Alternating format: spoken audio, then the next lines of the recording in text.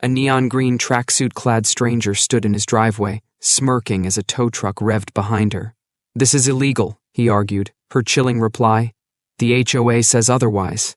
But he wasn't part of any HOA. What followed wasn't just a battle for his prized 1972 Chevy Chevelle. It was a war against a neighbor hell-bent on controlling what wasn't hers. First, she demanded his car be towed. Then came the threats, the vandalism, the midnight sabotage. She keyed its cherry-red paint, lied to police, and even hired thugs with crowbars to smash its windshield. But he refused to back down. Armed with security cameras, legal documents, and a neighborhood fed up with her tyranny, he fought back. This is the story of how one man's defiance exposed a petty dictator, and how a shiny classic car became the symbol of a community's rebellion.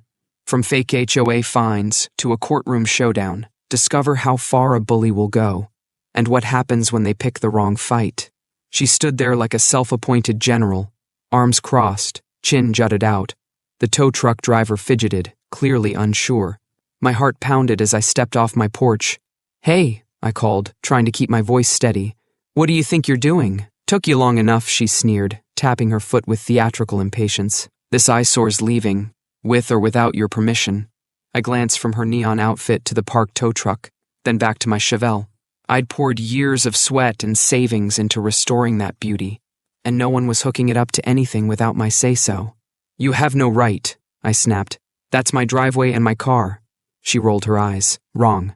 This driveway is shared and the HOA wants this junk gone, so step aside or I'll call the cops."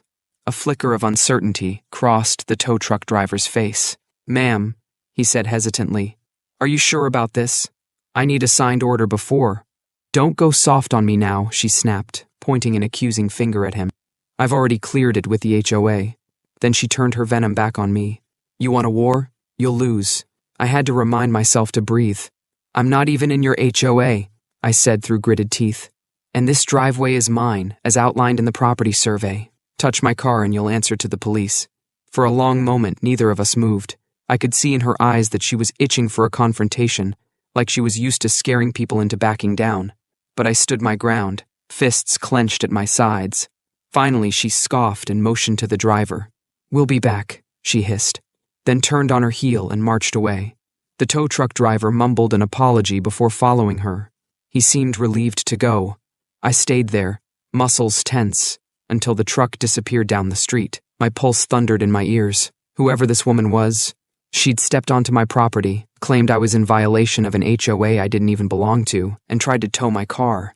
It felt surreal, like something out of a bad comedy. But this was no joke. I had a sinking feeling this was only the beginning. Sure enough, the very next morning I found a note taped to my front door, typed on official-looking HOA letterhead. It read, "Final warning. Remove unauthorized vehicle from the driveway or face fines and further action." No signature, no direct contact, just a threat. I snorted in disbelief. Their so-called jurisdiction ended well before my house. There was no way they had a legal right to boss me around. Still, the note sent a clear message. Tracksuit lady, which I'd started calling her in my head, wasn't finished. I tried to go about my day, but my nerves were on high alert. I found myself glancing out the window every time I heard a car engine, half expecting her to come roaring back with another tow truck. Later that afternoon, I spotted her across the street, standing with her arms folded and eyes locked on my driveway. It was obvious she was waiting, hoping to catch me off guard. It gave me chills, the way she watched my every move, wearing that smug smile. I realized I needed proof in case she escalated, so I installed a security camera above my garage, angled to capture the entire driveway. I tested it, making sure the footage was clear. This woman seemed brazen enough to try anything. At least now, if she did, I'd have video. The following days brought more harassment. A second note, this time slapped onto my windshield. Warning of mounting fines. The nerve of this person. Every time I walked outside, I felt her glare from somewhere up the street. Her neon green tracksuit was impossible to miss. I tried to push back the anxiety, telling myself there was no legal basis for her claims, but the constant threats and invasive staring were wearing me down. One night I was stretched out on the couch, trying to unwind with a late show, when I heard a metallic scraping outside. My gut lurched. I shot to my feet, pressed my face to the window, and saw her crouched by my car with something in her hand, bolt cutters. My blood surged with adrenaline. I yanked open the door and bolted into the driveway. "Hey!" I shouted, phone in hand, camera rolling. "Get away from my car!" She jolted upright, the bolt cutters dangling like a weapon. Then her lips curled into a sly grin. "Relax," she said, voice dripping with false innocence. "I was just checking your car for oil leaks. You don't want to contaminate the neighborhood, do you?" I pointed at the wheel clamp I'd put on earlier in the week. "You were trying to cut that lock." "Prove it," she taunted, though her expression flickered with unease. I brandished my phone. "I've got you on camera." She raised an eyebrow. "Call the cops. I'd love to explain how you're violating HOA rules by modifying your vehicle this way." "Last I checked," I countered, "having a wheel clamp on my own car isn't a crime." She let out a derisive snort. "And last I checked, your ugly metal heap is an offense to this neighborhood. We have standards here." By then, my anger flared so hot that I found my hands trembling. I managed to keep my voice level. "You have no authority here. The HOA has no authority here. Stay away from my car." She leaned forward, lowering her voice. "You want a war? You'll lose," she repeated, then stormed away into the darkness. I called the police as soon as I went back inside, showed them the footage, and filed a complaint. They told me they'd look into it, but I could tell my situation wasn't their top priority. Some random neighbor squabble wasn't exactly an emergency. I understood that, but I was furious. This was more than a petty feud. She was trespassing, threatening, and damaging my property. I upgraded my security measures, adding another camera to cover the street, and installing motion-activated floodlights around the driveway. My thinking was simple. If she tried anything again, she'd light up like a stage performer the moment she set foot on my property. But I had no idea how far she would take this. 2 mornings later, I opened my front door and froze.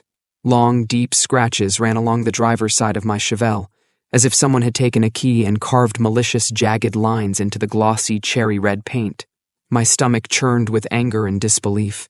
I raced inside, fired up the security footage, and there she was. Tracksuit lady, creeping onto my driveway under cover of darkness, the neon of her outfit dimly visible in the camera's night mode. She took something from her pocket and dragged it hard across the metal. My heart sank as I watched each slow, deliberate pass of her hand. I immediately called the police again. This time, they seemed more interested. Vandalism was a real crime after all, and I had the footage. An officer took photos, wrote a detailed report, and told me they'd contact her. "Hopefully this scare will make her back off," he said. But I doubted it. She seemed to thrive on pushing boundaries. As if to confirm my suspicions, I received a letter in the mail the next day. It was from the HOA, listing a $500 fine for violating neighborhood aesthetic standards. The specific complaint? Parking an unapproved vehicle on the premises. It was outrageous. My car was legally registered, in good condition, and parked on my own driveway. I had zero affiliation with this HOA. But that didn't matter to them, or more likely to her, since I was certain she'd orchestrated this. I decided enough was enough. I filed an appeal with the HOA, attaching every legal document I could gather: property survey, registration, local ordinances. I insisted they remove any mention of fines, and told them to stop threatening me on behalf of a property outside their domain. I followed that by reaching out to my neighbors to see if they dealt with similar nonsense. The response was overwhelming. Dozens of people had stories about this woman, how she'd browbeat them over lawn ornaments, tried to dictate paint colors, and even threatened to fine one family because their kids were too loud on a Saturday afternoon. She was a self-styled dictator, and for the most part, people had chosen to avoid conflict. But keying my Chevelle? That was a level of spite no one could ignore. Several neighbors offered to back me up if I needed statements. "She's been at this for years," one man told me. "Complains about everything and everyone, but we've never seen her this aggressive." The next confrontation came sooner than expected. One evening, while I was out running errands, my security app buzzed with an alert. Motion detected in the driveway. I opened the live feed on my phone and felt my stomach knot. There she was, neon suit practically glowing in the streetlight, pointing at my car while a tow truck driver stood by. I immediately dialed the police. "Someone's trying to tow my car from my private driveway without permission," I said. "I have video proof. Please send an officer." By the time I screeched into my driveway, 2 police cruisers were already there, lights flashing. The tow truck driver looked flustered, arms up in a defensive posture. "Look, I told her I can't just take a car off private property without a proper order, she cut him off, jabbing a finger in the officer's face. He's lying, she spat, ignoring the driver. This car violates our HOA's rules. I have full authority to remove it. One of the officers stepped forward, holding documents I'd provided him during an earlier call. Ma'am, he said calmly, your HOA doesn't govern this property. We've been over this. If you continue these attempts to tow this vehicle, you're violating trespassing laws. Her face twitched with rage. It's an eyesore, she nearly shrieked. He shouldn't have this junk in a nice neighborhood. That's not how it works, I said, stepping up beside the officer. You don't get to decide which cars are allowed in driveways you don't own. With that, she spun around and stomped off, letting out a frustrated shriek as the officers watched her go. The tow truck driver gave me an apologetic shrug, quickly unhooked anything he might have attached to my car, and rumbled away. This showdown had been more public than the previous ones, and a few neighbors came out to watch. I heard murmurs of sympathy and exasperation among them. She'd shown her true colors in front of everyone. I hoped that public humiliation might keep her in check, but I was underestimating her determination. Just 2 nights later, I awoke to the piercing blare of my car alarm. Heart hammering, I scrambled to check my phone's security feed. What I saw made my blood run cold. She was back, but this time she'd brought 2 men with her, both dressed in dark clothes and armed with crowbars. They gathered around my Chevelle, their silhouettes outlined by my floodlights. I immediately dialed 911. They're about to destroy my car, I said, voice shaking with anger and fear. They have crowbars. Please hurry. While I stayed on the line with the dispatcher, one of the men smashed the crowbar into my windshield. My stomach twisted at the sickening crack of glass. I yelled through the window, hoping to scare them off. But Tracksuit Lady barked orders like a drill sergeant. Keep going, she demanded. We almost have it. Thankfully, my floodlights had done their job. Spooked by the sudden brightness, and probably by my yelling, they hesitated. That gave the police enough time to arrive. Sirens wailed, and 2 squad cars screeched to a stop in front of my house. The men dropped their crowbars and bolted into the night. She tried to run too, but an officer tackled her before she made it 10 steps. What's going on here? Demanded the officer, pinning her arms. This is my property, she spat, eyes wild. He's the one breaking the law. That car is a nuisance. The officer hauled her upright, his face set in a grim line. Vandalizing someone else's vehicle and trespassing on private property is not exactly fixing a nuisance, ma'am. She kept babbling as he cuffed her. The HOA rules state, you're under arrest, he cut in, for trespassing and attempted destruction of private property. He led her to the squad car, ignoring her shrill protests. My neighbors emerged from their homes, some in pajamas, watching with wide-eyed disbelief. An older man from down the street approached me, shaking his head. I've lived here 20 years, he said softly. Never seen anything like this. Good riddance. While one officer took my statement, another rummaged through the scattered crowbars and broken glass, collecting evidence. My heart still hammered from the adrenaline, but there was relief too. The ringleader was finally caught red-handed. Once they drove her away, I took a shaky breath and surveyed the damage. A cracked windshield, a dented hood, and fresh scratches. My beloved Chevelle looked like it had been in a brawl, and in a sense, it had. Over the next few days, the police kept me updated.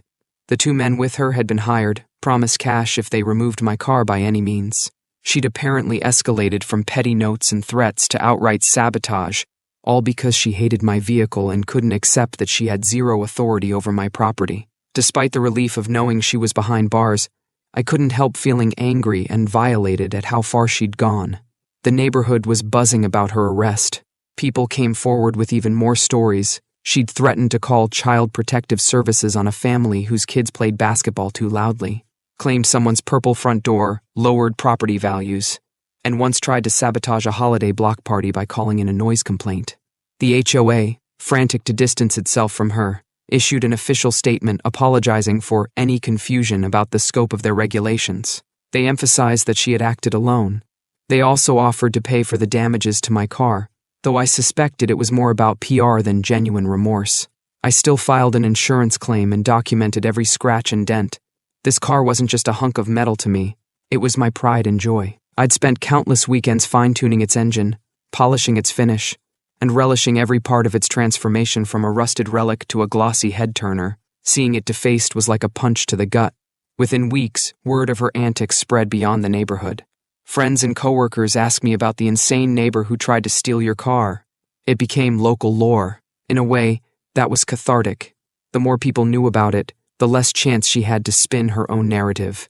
Eventually, she was charged with multiple counts: vandalism, trespassing, harassment, and because of the crowbar incident, attempted destruction of property. In court, she maintained that she was only upholding neighborhood standards. The judge wasn't having it. She got 6 months in jail and was ordered to pay restitution for my damages and for several other neighbors whose property she'd messed with over the years. Evidently, I wasn't her only victim, just the one who finally stood up to her. The day after the sentencing, the HOA invited me to a meeting. I wasn't a member, of course, but they wanted to apologize face to face. I showed up to find them in a state of collective embarrassment. A stack of old complaints against her sat on the table. They basically admitted they'd shrugged off her behavior for too long, assuming she was just a tough personality. When they realized she was dragging them into legal trouble, they scrambled to make amends. One of the board members cleared his throat awkwardly.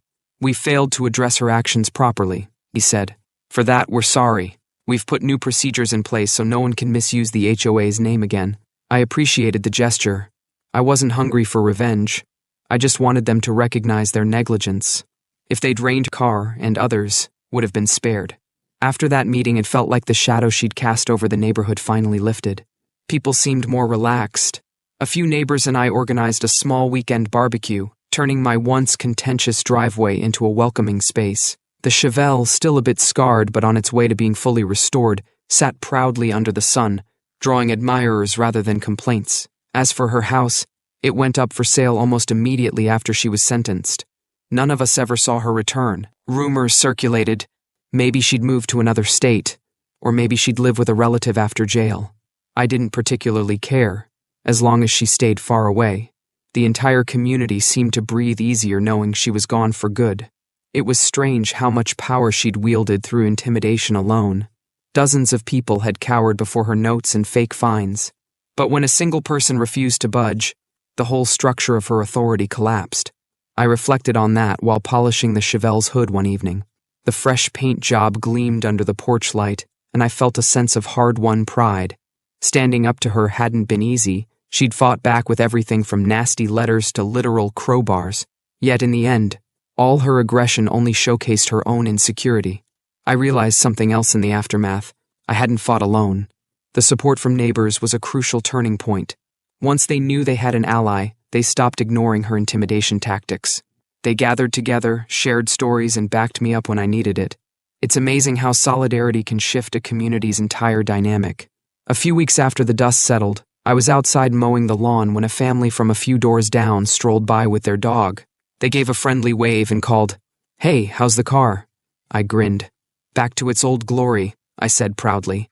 They nodded, added, "Glad that nightmare's over. We saw you on camera defending your property, good for you." That simple exchange meant a lot. It showed that the story had gone around, but not in a way that painted me as a troublemaker. People saw me as the guy who stood up for himself, and, by extension, for them.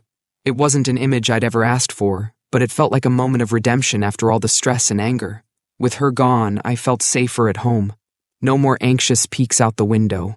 No more bracing myself for hateful notes. The cameras remained, of course, because once you go through something like that, you learn it's better to be prepared. But the floodlights that once seemed like a fortress's final defense now served as gentle reassurance. They'd done their job when it mattered most. The months rolled on. The restoration work on the Chevelle progressed. Insurance money and the restitution she was ordered to pay covered a new windshield, a fresh coat of paint, and even some performance upgrades I'd been eyeing. Each day I saw the car returning to its former glory. Every time I revved the engine, I was reminded that it symbolized more than just my automotive hobby. It was a testament to resilience. Sometimes I'd catch myself replaying the worst nights in my head.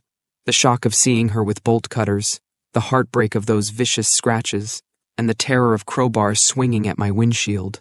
It had been a string of ever-escalating confrontations that tested my patience and nerve. But every time the memory flared, I soothed it with another. The moment the police hauled her off in cuffs, the wave of relief that swept the neighborhood, and the sense of victory that came from knowing she couldn't bully anyone anymore. I also found myself appreciating my neighbors more. One invited me over for dinner, joking that my car fiasco had made me a local celebrity. Another asked for advice on installing a security camera system. We all saw how important it was to look out for each other. Nobody wanted a repeat of the neon tracksuit tyranny. Eventually, I got a call from the officer who'd handled most of my reports.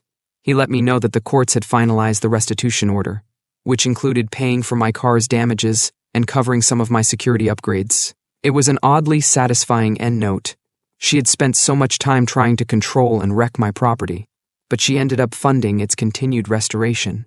I thanked the officer and asked if there was any chance she could come back here looking for trouble once her sentence was over. He told me she'd be on probation, prohibited from contacting me or coming near my property. It felt like the final piece of reassurance I needed. So many times I'd feared she'd resurface like a bad dream, but legally, she was barred from stirring up more chaos. When I finally took the Chevelle out for a spin post-repairs, the engine hummed in perfect tune. I took the back roads, letting the sunlight bounce off its cherry red paint, proud of every inch of it. It crossed my mind how a single person's relentless malice had turned my beloved hobby into a battleground. Yet there I was, cruising comfortably, the warm breeze rushing in, feeling a sense of triumph. I defended what was mine, stood firm, and emerged stronger. As the weeks turned into months, talk about her died down. New neighbors moved in where she'd lived, a pleasant couple who asked if they could repaint the front shutters. The difference was night and day. The HOA seemed friendlier too. They revised their policies, clarifying which houses were actually under their jurisdiction, sending out cheerful newsletters about neighborhood events instead of ominous warnings. One weekend, I hosted a small get-together. A half-dozen neighbors showed up with burgers, hot dogs, and folding chairs. My Chevelle sat in the driveway, an unspoken symbol of everything we'd weathered as a community. We laughed and talked about future block parties. The tension that used to define the street felt like a distant memory. I sometimes catch a lingering question in people's eyes. Was it all really about a car? But we all know it was more than that. The Chevelle was just the spark. What ignited was a lesson in how one person's toxic need for control can infect an entire area if no one speaks up. My stand against her was a catalyst, showing everyone that enough was enough. People still ask me how I kept my cool. Honestly, at times, I didn't. There were moments my fury spiked, and I had to grit my teeth or walk away so I wouldn't say something I'd regret. But I also knew she fed on provocation. The best strategy was to gather evidence, involve the police, and let her own actions condemn her. In the end, that's exactly what happened. After her sentencing and the restitution, I expected to feel glee at her downfall. But mostly, I felt relief and a strange pity for someone who seemed to have no real sense of community or kindness. Her neon tracksuit and loud threats were all bravado, a flimsy covering for deeper issues. Still, that was her problem, not mine. She made her choices, and she faced the consequences. The final scene of this saga is me, leaning against my newly restored Chevelle, watching the sun dip behind the houses. There's a peaceful hush in the air.